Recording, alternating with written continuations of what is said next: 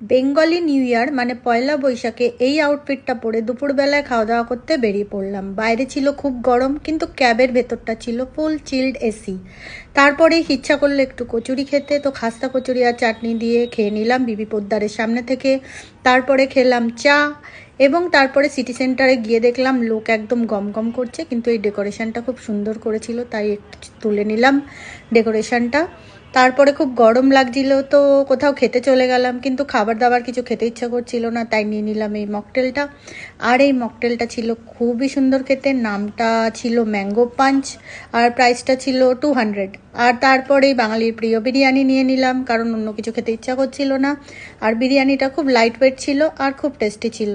তো বিরিয়ানিটা খেয়ে পেটটা বেশ ভরে গেল ভালোই, রাতের ডিনারটাও হয়ে গেল।